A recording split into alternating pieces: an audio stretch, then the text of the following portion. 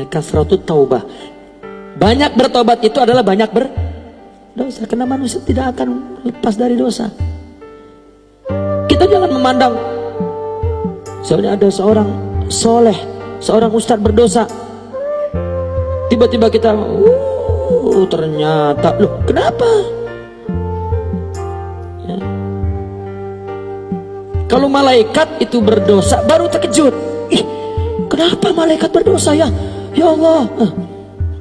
Atau iblis tiba-tiba tahajud. Manusia. Yang kita lihat bagaimana dia kembalinya. Karena kembali kepada Allah itu bergantung kepada kebersihan jiwanya, kemurnian tauhidnya.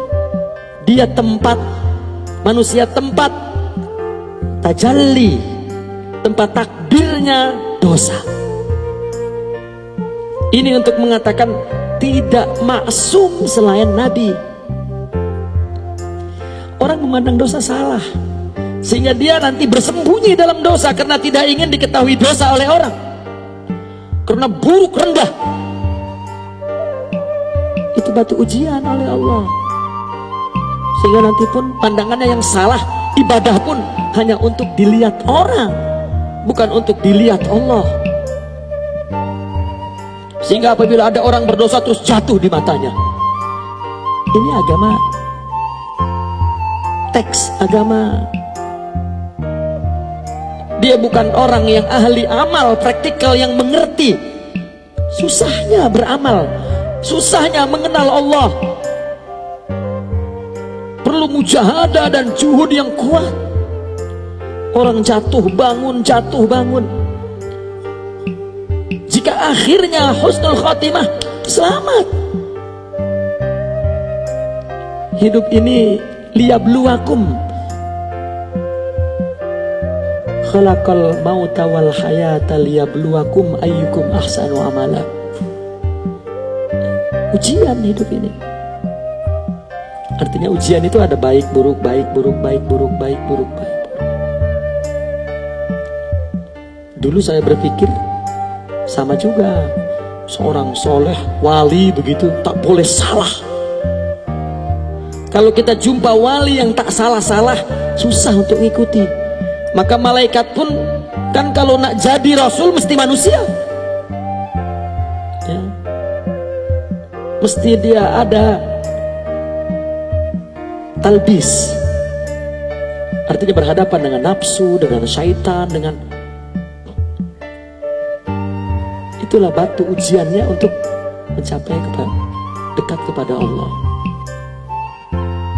Setelah kami mengerti, ternyata kami belajar daripada syekh ketika dia salah dan kembali ke Allah.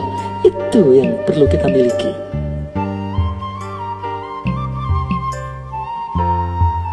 Manusia salah itu urusan Allah. Dia sudah tobat jadi wali, kita masih buruk sangka jadi iblis. Untuk apa urus orang lain?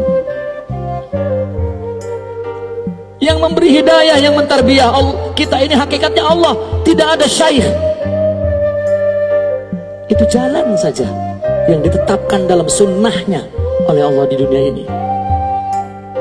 Kita mengambil ilmu ma'rifat, mewarisi akhlak dari si fulan, kita dah menjadi kekasih Allah. Mungkin si fulan itu guru kita menjadi kafir, itu bukan urusan kita, urusan Allah.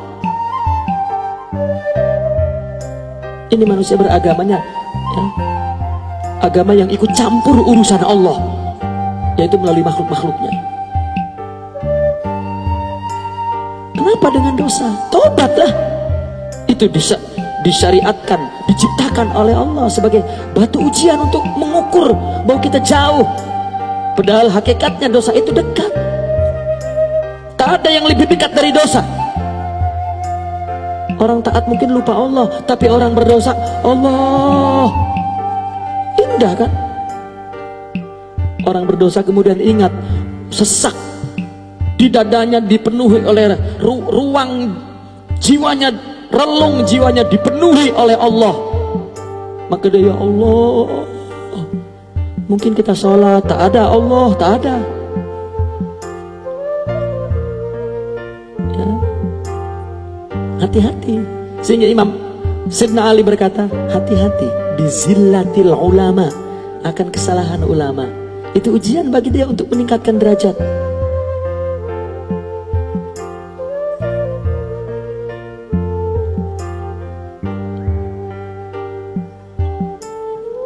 Jiwa kita masih lawamah sehingga sampai mutmainnah, itu dengan tarbiyah tazkiyah. Karena apabila orang sudah bersih hatinya, yang dijauhkan sebagai dosa itu bukan melanggar syariah, tetapi lupa dengan Allah. Karena yang sebenar hakikat orang yang maksiat itu lupa dengan Allah, sebenarnya begitu.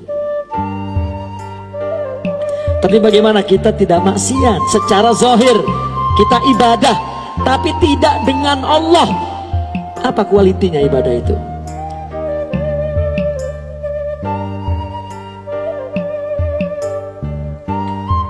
Ini din, bukan din tengok-tek sama amalan. Sudah,